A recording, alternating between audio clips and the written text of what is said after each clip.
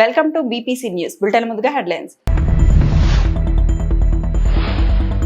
భారత్ మహిళా జట్టుతో ప్రధాని మోదీ సంభాషణ.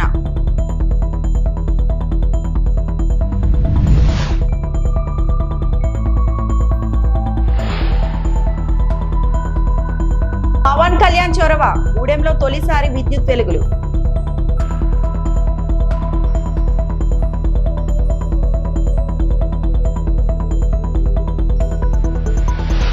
వైఎస్ జగన్ సంచలన ఆరోపణలు. గూగుల్ విషయంలో చంద్రబాబు క్రెడిట్ చోరీ.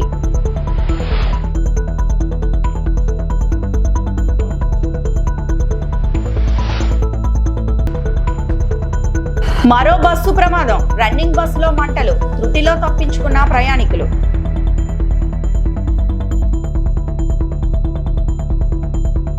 నరేంద్ర మోదీ పట్ల భారత star cricketer one day world cup విజేత దీప్తి శర్మ అభిమానం చాటుకుంది. ఆయనను నేరుగా కలవాలని ఎన్నాళ్ల నుంచో ఎదురు చూస్తున్నానని, ఇప్పటికీ తన కళ నెరవేరిందని హర్షం వ్యక్తం చేసింది. కాగా ఐసీసీ మహిళల వన్డే ప్రపంచ కప్ 2025లో విజేతగా నిలిచిన భారత జట్టు బుధవారం ప్రధాని నరేంద్ర మోడీని మర్యాదపూర్వకంగా కలిసింది. సరదాగా ముచ్చటించిన మోదీ ఈ సందర్భంగా విజయవంతమైన ఈ ప్రపంచ కప్ ప్రయాణంలో ఎదురైన సవాళ్లను అధిగమించి తొలిసారి విశ్వ విజేతగా నిలిచిన హర్మన్ ప్రీత్ కౌర్ నేతృత్వంలో జట్టును మోదీ అభినందించారు. ప్రధాని కేవలం ఒక ఫోటో, 2 ముక్కల ప్రశంసకి పరిమితం కాకుండా ప్లేయర్లందరితో కలిసి కూర్చొని సరదాగా ముచ్చటించారు. Thank you very much. We feel honored and privileged coming here. Just एक कैंपेन के बारे में बताऊंगा जो इन्होंने कमाल कर दिया. इन लड़कियों ने, देश की बेटियों ने कमाल कर दिया. 2 साल से लगे हैं सर. मेहनत इतनी की है, कमाल की मेहनत की है इन्होंने. हर प्रैक्टिस सेशन में उतनी ही इंटेंसिटी से खेलें, हर प्रैक्टिस सेशन में उतनी ही एनर्जी से उतरे ग्राउंड में. यही कहूँगा कि इनकी मेहनत रंग लाई. सर, मुझे अभी भी याद है कि जब हम 2017 में आपको मिले थे, उस टाइम हम ट्रॉफ़ी के साथ नहीं आए थे, लेकिन ये हमारे लिए बहुत ऑनर की बात है कि इस बार हम आपको जिसके लिए हम इतने सालों से मेहनत कर रहे हैं वो ट्रॉफ़ी यहाँ पे लेकर आ पाए, और आपने आज हमारी खुशी वो 2 गुना और ज़्यादा बढ़ा दी है, और हमारे लिए ये बहुत ऑनर की बात है. और अभी हमारा यही एम है कि हम फ्यूचर में आपको बार बार मिले और बार बार आपके साथ टीम के साथ फ़ोटोज़ खिंचाते रहे.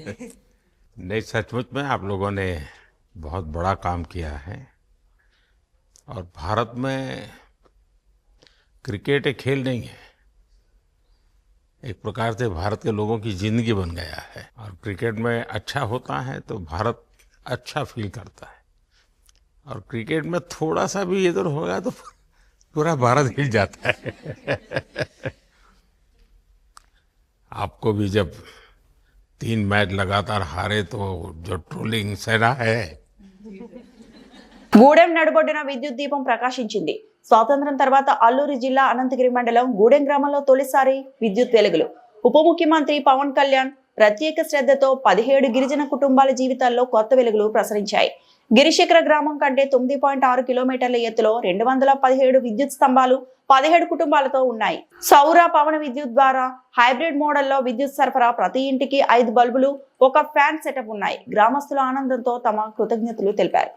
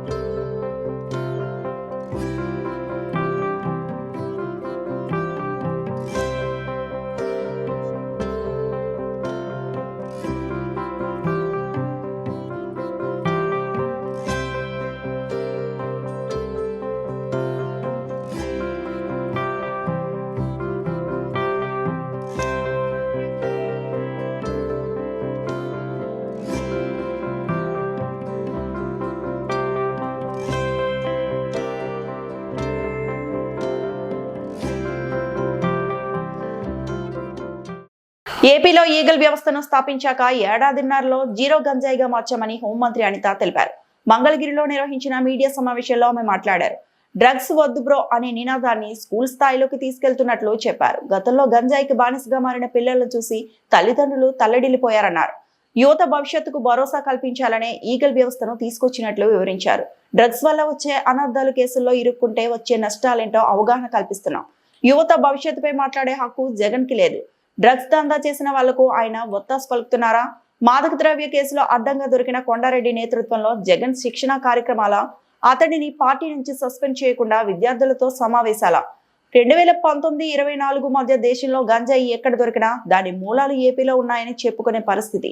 అన్నపూర్ణ ఆంధ్రప్రదేశ్ గా ఉన్న రాష్ట్రాన్ని గంజాయి ఆంధ్రప్రదేశ్ గా మార్చిన ఘనత జగన్ది. స్కూల్ పిల్లల బ్యాగ్ లోకి కూడా దాన్ని చేర్చిన ఘనత ఆయనది. డ్రగ్స్ గంజాయిపై వైకాపా హయాంలో ఒక్క సమీక్ష అయినా చేశారా? కానీ సీఎం చంద్రబాబు దీని నిర్మూలనకు 6 మంత్రులతో ఒక సబ్ కమిటీని ఏర్పాటు చేశారు అని అనిత తెలిపారు. ఈరోజు ఎన్డీఏ కూటమి ముందుకెళ్తూ పనిచేస్తున్న సందర్భం కూడా మీ అందరికీ తెలుసు. దానిలోంచి పుట్టుకొచ్చిందే ఈగల్ వ్యవస్థ.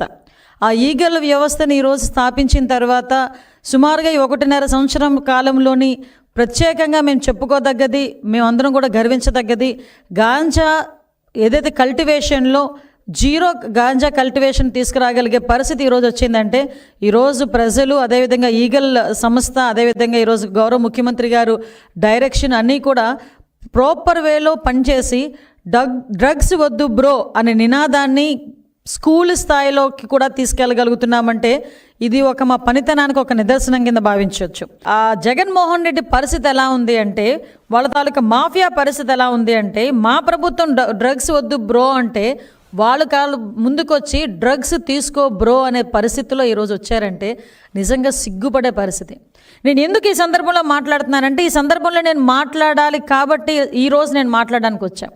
ఎందుకంటే ఈరోజు ఒక అర్హత లేని వ్యక్తి, ఒక యువత భవిష్యత్తు గురించి మాట్లాడే అర్హత లేని వ్యక్తి, యువతని ఎలాగ ముందుకు తీసుకెళ్లాలనే అంశం మీద మాట్లాడడానికి అర్హత లేని వ్యక్తి జగన్మోహన్ రెడ్డి వాళ్ళ విద్యార్థి విభాగాన్ని కొంతమందిని యువతిని కలిసి ఈరోజు కూర్చోబెట్టి ఒక ట్రైనింగ్ ప్రోగ్రామ్ ఏదో పెట్టాడంట. అసలు ఆ ట్రైనింగ్ పెట్టేదానికి నీకు అసలు అర్హత ఉందా అని నేను జగన్మోహన్ రెడ్డిని అడుగుతున్నా. ఆ పులివెందుల ఎమ్మెల్యేకి కనీసం అర్హత ఉందా అని నేను అడుగుతున్నా. ఎందుకంటే నీ విద్యార్థి విభాగం నాయకుడు కొండారెడ్డి వైజాగ్లో ఏయూలో ఎంబీఏ చేస్తూ ఈ డ్రగ్స్ని దాందాగా చేస్తూ మొన్న ఈగల్కి టాస్క్ ఫోర్స్ డిపార్ట్మెంట్కి పట్టుబడిన సంగతి జగన్మోహన్ రెడ్డికి తెలీదా? జగన్మోహన్ రెడ్డికి తెలియకుండానే జరిగిందా? ఆ కొండారెడ్డి విద్యార్థి విభాగం అధ్యక్షుడు కాదా? ఆ కొండారెడ్డి అన్న వ్యక్తి విశాఖపట్నంలో గూగుల్ డేటా సెంటర్ విషయంలో కూటమి సర్కార్ వైసీపీ మధ్య మాటల యుద్ధం నడుస్తూనే ఉంది. ఈ వ్యవహారంలో మరోసారి సంచలన ఆరోపణలు చేశారు వైసీపీ అధినేత వైఎస్ జగన్. గూగుల్ విషయంలో చంద్రబాబు క్రెడిట్ చోరీ చేసుకున్నారని ఆరోపించారు. అసలు చంద్రబాబు చేసిందేముంది అని నిలదీశారు. సింగపూర్ నుంచి కేబుల్ తీసుకురావడానికి అంకురార్పణ చేసింది వైఎస్ఆర్సీపీ. ఆదాని గూగుల్ కు 2022లో నోయిడా డేటా సెంటర్ అగ్రిమెంట్ ఉంది. మనం ఇక్కడ కూడా భూములు ఇచ్చాం, అన్ని ఏర్పాట్లు జరిగాయి. ఆ రోజు అడుగులు వేశాం కాబట్టి ఇప్పుడు గూగుల్ వస్తుందన్నారు. మూలపేట ప్రారంభించి మనం కట్టుకుంటూ వెళ్ళాం కాబట్టి ఇప్పుడు మూలపేట పోర్టు జరుగుతోంది. భోగాపురం ఎయిర్పోర్టుకు అన్ని అనుమతులు తీసుకొచ్చి మనం శరవేగంగా నిర్మాణాలు చేశాం. మెడికల్ కాలేజీల ప్రైవేటీకరణ చంద్రబాబు చేస్తున్న అత్యంత దరిద్రపు పని. మంచి చేయకపోగా చెడు చేస్తున్నాడు అని తీవ్ర స్థాయిలో ధ్వజమెత్తారు. స్టూడెంట్స్ గురించి ఏ నాయకుడు, ఏ రాజకీయ నాయకుడు ఆలోచన చేయడు. ఎందుకంటే వాళ్ళకు ఓటు హక్కు లేదు కదా అనేది ఫస్ట్. కానీ వాళ్ళే రేపొద్దున భవిష్యత్తు అని ఆలోచన చేయగలిగిన వాడు మాత్రమే రాజకీయ నాయకుడు కాదు, లీడర్ అవుతాడు. అలాంటి అడుగులు పడింది వైఎస్ఆర్సీపీ అని నేను గొప్పగా చెప్పగలుగుతాను. కాకినాడ పోర్టు ఒకటి, ప్రైవేట్ పోర్టులో ఇంకోటి డెవలప్ చేసాం. మొత్తం 4 పోర్ట్లు, 10 ఫిషింగ్ హార్బర్లు, 6 ఫిష్ ల్యాండింగ్ సెంటర్స్.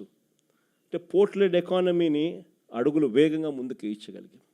గూగుల్కి సంబంధించి క్లారిఫికేషన్, చంద్రబాబు నాయుడు అనే వ్యక్తి ఏ రకంగా క్రెడిట్ చోరీ చేస్తాడు అనేది కూడా చెప్పింటే, డేటా సెంటర్ అనే దానికి ఫస్ట్ ఆఫ్ ఆల్ డేటా విశాఖపట్నంకు రావాలా కదా, వస్తేనే కదా డేటా సెంటర్ అనేది వచ్చేది.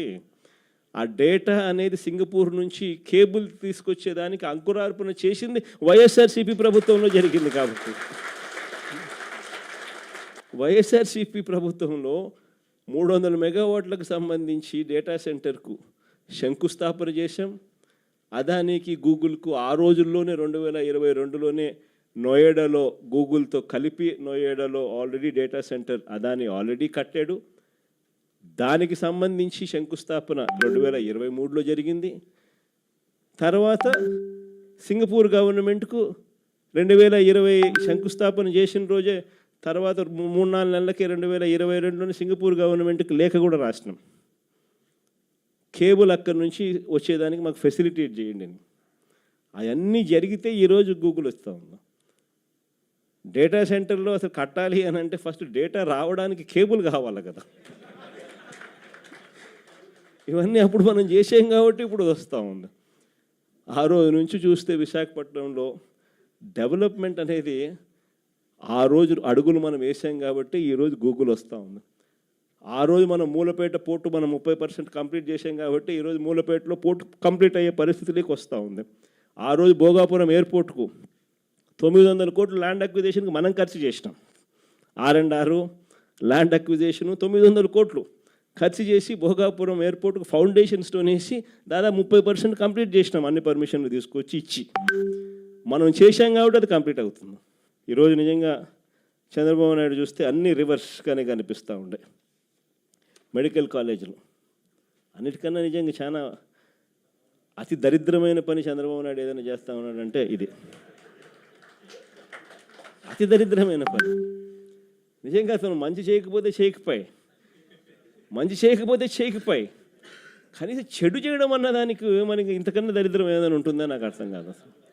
ఎందుకనంటే నువ్వు కట్టిందిలా రాష్ట్రం ఏర్పడినప్పటి నుంచి ఇప్పటిదాకా 1923 1923 నుంచి 2019 దాకా అంటే మన ప్రభుత్వం వచ్చేదాకా రాష్ట్రంలో ఉన్న మొత్తం మెడికల్ కాలేజీలు ఎన్ని అంటే 12. గవర్నమెంట్ రంగంలో ఉన్న మొత్తం మెడికల్ కాలేజీలు ఎన్ని అని అంటే 12. డాక్టర్ బిఆర్ అంబేద్కర్ కోనసీమ జిల్లా రామచంద్రపురం పట్టణంలో సిర్రా రంజిత ఉరివేసుకుని మృతి చెందిన సంఘటన రామచంద్రపురంలో కలవరం పుట్టిస్తుంది. ఒక ప్రైవేటు భాష్యం స్కూల్లో 5వ తరగతి చదువుతుంది. పోలీసులు వివరాలకు వెళ్తే స్కూల్ అయిన వెంటనే ఇంటికి వచ్చింది. తల్లి కాకినాడ ఏరియా హాస్పిటల్లో స్టాఫ్ నర్స్గా పనిచేస్తుంది. తండ్రి బెంగళూరులో ఒక సాఫ్ట్వేర్ కంపెనీలో ఉద్యోగం చేస్తున్నారు. పోలీసులు వివరాల్లోకి వెళ్తే వారు అద్దెకు ఉన్న ఇంట్లో ఫ్యాన్కు చున్నీ ఉరివేసుకొని చనిపోయింది. స్థానిక డీఎస్పీ రఘువీర్ మీడియాతో మాట్లాడారు. ఘటనా స్థలాన్ని పరిశీలించి కేసు నమోదు చేశారని తెలిపారు. కొన్ని కోణాల్లో దర్యాప్తు చేస్తున్నామని డాగ్ స్క్వాడ్ ఫోరెన్సిక్ విభాగం సహాయంతో దర్యాప్తు చేస్తున్నామని విభాగం సహాయంతో సాక్ష్యాలు సేకరించి పోస్టుమార్టం ఆధారంతో దోషులను పట్టుకొని కఠినంగా క్రిమినల్స్ ని శిక్షిస్తామని డీఎస్పీ రఘువీర్ తెలిపారు. పోస్టుమార్టం రిపోర్టర్ ఆధారంగా కేసు నమోదు చేసి నడిపిస్తామని డీఎస్పీ తెలిపారు. నమస్కారం అండి. నేను డాక్టర్ బిఆర్ అంబేద్కర్ కోనసీమ జిల్లా రామచంద్రపురం సబ్ డివిజన్లో రామచంద్రపురంలో మనకి సిర్రా రంజిత అనే 10 ఏళ్ల బాలిక 5వ తరగతి చదువుతుంది. ఆ పాప ఉరివేసుకొని చనిపోయినట్టుగా సమాచారం వచ్చింది. నేను సాయంత్రం 7 గంటలకి వెంటనే సీన్లోకి వచ్చి హాస్పిటల్కి వచ్చి విషయం ఏంటో తెలుసుకోవడం జరిగింది. ఆ తర్వాత సీన్ ఆఫ్ అఫెన్స్ అంటే ఇంటికి వెళ్ళి పలు వ్యక్తుల్ని విచారించి ఏం జరిగింది అని తెలుసుకోవడం జరిగింది. తల్లి చెప్పడం దాని ప్రకారం అయితే నిన్న సాయంత్రం 4:40కి తల్లి కాకినాడలో ఉండగా పాప స్కూల్ నుంచి వచ్చిన తర్వాత పాపతో ఫోన్లో మాట్లాడడం జరిగింది. నేను ఇలా కాకినాడకి వచ్చాను, తొందరగా తిరిగి వచ్చేస్తానని మాట్లాడడం జరిగింది. అప్పుడు పాప బాగానే మాట్లాడింది. 4:40 నిమిషాలకి 6:30 గంటలకి తల్లి ఇంటికి వచ్చి చూసే సమయానికి డోర్ ఎవరో తెరవకపోవడంతో చుట్టుపక్కల ఉన్న వాళ్ళని పిలిచి డోర్ ఓపెన్ చేసి చూసేసరికి లోపల బెడ్రూమ్లో పాప ఫ్యాన్కి ఉరివేసుకొని ఉండడం కనిపించింది. దాంతో వెంటనే హాస్పిటల్కి తీసుకురావడంతో డాక్టర్ బ్రాడ్ డెడ్ అని డిక్లేర్ చేయడం జరిగింది. దీంట్లో నిన్ననే కేసు రిజిస్టర్ చేసి సమగ్రంగా ఇది హోమిసైడా లేదంటే సూసైడా లేదంటే ఎలా జరిగి ఉండొచ్చు, ఈ 4:40 నిమిషాల్లో నుంచి 4:40 నుంచి 6:30 మధ్యలో సాయంత్రం ఏం జరిగింది అనే విషయం తెలుసుకోవడం కొరకు ఇన్వెస్టిగేషన్ సమగ్రంగా జరుగుతుంది. వాళ్ళు కొంతమంది మీద అనుమానం వ్యక్తం చేయడం జరిగింది. వాళ్ళని కస్టడీలోకి తీసుకుని వాళ్ళని కూడా ఎగ్జామిన్ చేయడం జరుగుతుంది. స్కూల్ యాజమాన్యాన్ని కూడా ప్రశ్నించడం జరిగింది. మరి ఆటో వాళ్ళని కూడా ప్రశ్నించడం జరిగింది. ఇంకా ఏదైనా హోమిసైడా సూసైడా అని తెలుసుకునే క్రమంలో పోస్ట్ మార్టం ఈరోజు కంప్లీట్ అయింది. స్వాబ్ శాంపిల్స్ కానీ పాప స్కిన్ శాంపిల్స్ కానీ అన్ని శాంపిల్స్ మనం సేకరించి FSLకి పంపించడం కూడా జరుగుతుంది. FSL రిపోర్ట్ రాగానే సమగ్రంగా అసలు కొద్దిసేపట్లో ఏం జరిగింది, పాపని ఆత్మహత్య చేసుకుందా లేదంటే ఎవరైనా పాప మీద అఫెన్స్ చేశారా, అసాల్ట్ చేశారా అనే విషయంపై పూర్తి సమగ్ర నివేదిక సమర్పించడం జరుగుతుంది. అన్నవరప్పాడు గ్రామంలో సంవత్సరంలో 3 సార్లు మాత్రమే దర్శనమిచ్చే కోనేటి స్ఫటికలింగాన్ని తాకి స్పర్శ దర్శనం చేసుకున్న ఎమ్మెల్సీ తోట త్రిమూర్తులు. తూర్పుగోదావరి జిల్లా అన్నవరప్పాడు జాతీయ రహదారి పక్కన కోనేటిలో సంవత్సరంలో 3 పర్యాయాలు మాత్రమే దర్శనమిచ్చే కోనేటిలో ఉండే స్ఫటికలింగ స్పర్శ దర్శనం ఎమ్మెల్సీ తోట త్రిమూర్తులు దర్శించుకున్నారు. స్ఫటికలింగ ఆలయ నిర్వాహకులు ఘన స్వాగతం పలికారు. స్ఫటికలింగం దర్శనం అనంతరం కళ్యాణ వెంకట స్వామిని దర్శించుకున్నారు. ఆలయ అర్చకులు ఆశీర్వాదం చేసి స్వామివారి చిత్రపటం అందజేశారు. హరిహర క్షేత్రం దర్శించడం మనకు చాలా సంతోషంగా ఉందని ఎమ్మెల్సీ తోట త్రిమూర్తులు ఆనందం వ్యక్తం చేశారు. స్ఫటికలింగాన్ని ఏర్పాటు చేసి భక్తులకు సౌకర్యాలు కల్పిస్తున్న బోలిశెట్టి రామకృష్ణ దంపతులను అభినందించారు.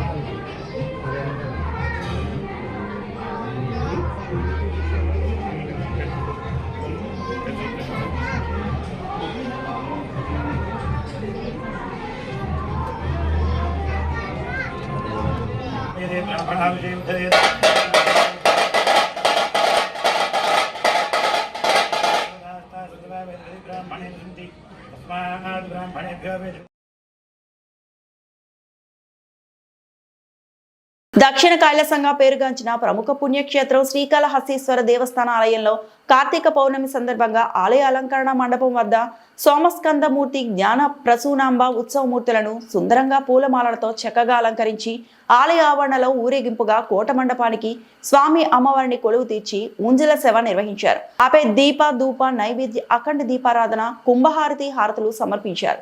ఈ కార్యక్రమంలో ఆలయ ఈవో బాపిరెడ్డి దంపతులు, ఆలయ చైర్మన్ కొట్టేసాయి ప్రసాద్ మరియు భక్తులు పాల్గొన్నారు.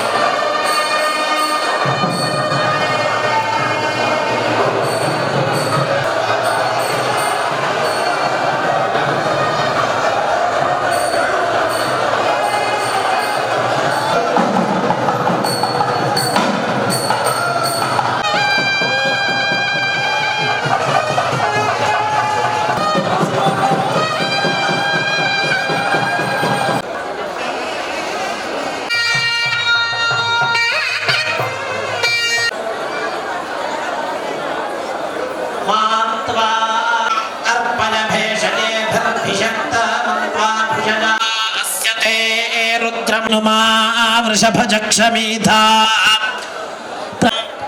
అర్హన్ నిగంధాయ సే విశ్వమ కుమారశ్చిత్ పితరం బంధమానం ప్రదీనా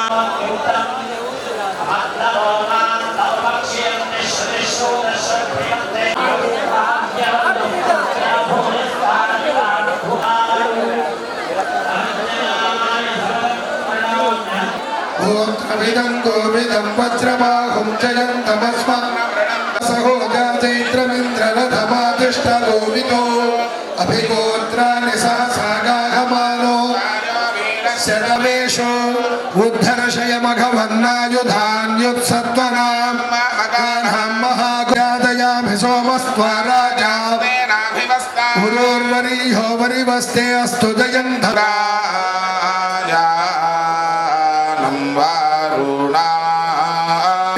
ఓం సామవేదమవధారయా ఓం నగ్న ఆయాహి వీతలే గ్రేణానో హంయదాతలే నిహోతా సత్సీ బర్హిష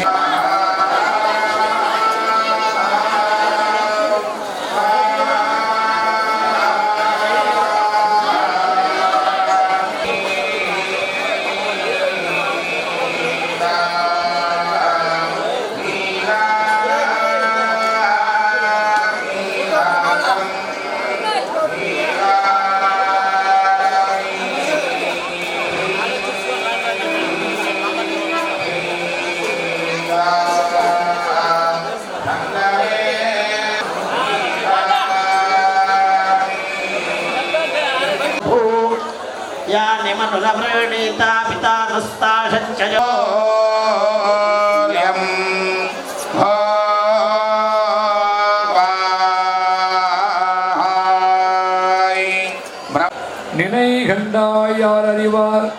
ప్రకాశం జిల్లా కంభం మండలంలో ప్రభుత్వ నిబంధనలను తుంగలో తొక్కుతూ పాఠశాల విద్యార్థులు అందరూ సమానమేనన్న సద్భావనకు సున్నం రాసి యూనిఫామ్ అంటే ఏకరూపం కాదు బహుళ రూపం అన్నట్లుగా చూస్తున్నారు. కంభం మండలంలో ఓ ఎయిడెడ్ పాఠశాల యాజమాన్యం బుధవారం స్థానిక రంగరాజు ఎయిడెడ్ పాఠశాలను ఎంఈఓ అబ్దుల్ సత్తార్ ఆకస్మికంగా తనిఖీ చేశారు. ఈ సందర్భంగా ఒకే తరగతి గదిలో విద్యార్థులు వేర్వేరు యూనిఫామ్ ధరించి కనిపించగా ఎంఈఓ ఒకంత ఆశ్చర్యానికి లోనయ్యారు. విషయంపై ఆరా తీయగా ఒకే పాఠశాలలో ఎయిడెడ్ అన్ఎయిడెడ్ విద్యార్థులు ఉన్నట్లు గుర్తించారు. ఒకే డ్రెస్ కోడ్ పాఠశాలలో 2 రకాల విద్యార్థులు ఒకే తరగతి గదిలో ఉంచి ద్వంద్వ విధానాలను అమలు చేయడంపై ఎంఈఓ అసహనం వ్యక్తం చేశారు. అనంతరం డొక్కా సీతమ్మ మధ్యాహ్న బడి భోజనాలను పరిశీలించి విద్యార్థులతో కలిసి సహపంక్తి భోజనం చేశారు. ఈ సందర్భంగా మధ్యాహ్నం బడి భోజనాలను సైతం ప్రైవేటు విద్యార్థులకు అందిస్తున్నట్లు గుర్తించారు. తదుపరి సందర్శనలో సమగ్ర విచారణ చేపట్టి చర్యలు తీసుకుంటామని ఎంఈఓ తెలిపారు.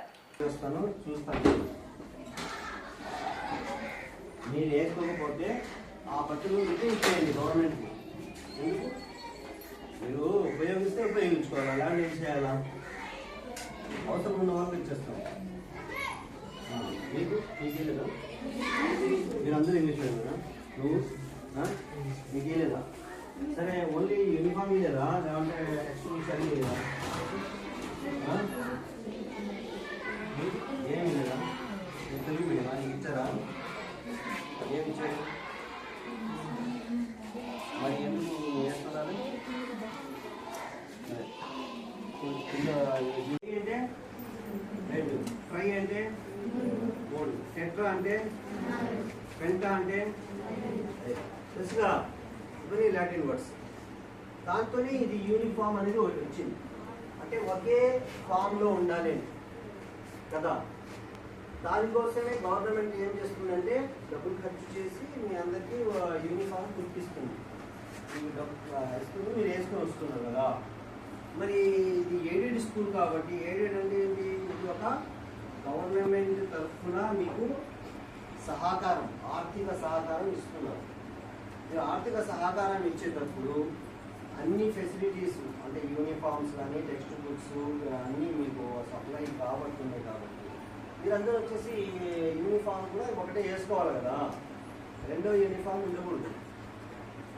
రెండో యూనిఫామ్ అంటే ఈ క్లాస్ రూమ్లో ఉండకూడదు. వేరే క్లాసు వేరే సెక్షన్లో అన్ని సెపరేట్ చేసుకోండి. సో ఈ క్లాస్ రూమ్లో ఇది గవర్నమెంట్ ఎయిడెడ్ క్లాస్ రూమ్ అంటే ఓన్లీ ఒకే యూనిఫామ్ ఉండాలి. లేకపోతే ఏదన్నా ఈరోజు బాగలేదు సివిల్ డ్రెస్ వేసుకొని వస్తే నో ప్రాబ్లం. సివిల్ డ్రెస్ వేసుకొని వస్తే అది ఏదో సార్ వాళ్ళు చూసుకుంటారు, ఒకరోజు వేసుకుని వచ్చారు, నెక్స్ట్ డే మళ్ళీ అదే యూనిఫామ్ వేసుకున్నారు. కానీ ఇట్లా వెల్ యూనిఫామ్ అనేది it's not the concept of uniform అనేది అర్థమైంది అనుకో. Okay, please follow. చెప్తారు ఏమన్నా చెప్పగలరా? What the meaning of uniform చెప్పుకోండి. చెప్పు. అందరూ ఓకే, మీ అందరూ సమానము. ఓకే, ఇంకా ఏమైనా చెప్పే వాళ్ళు?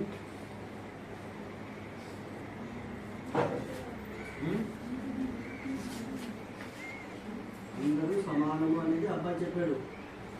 ఓకేనా? ఇంకా ఏమన్నా ఇంకా ఇంకొక అర్థము ఇంకొక పరిచయం. ఈ వార్తలు ఇంతటితో సమాప్తం.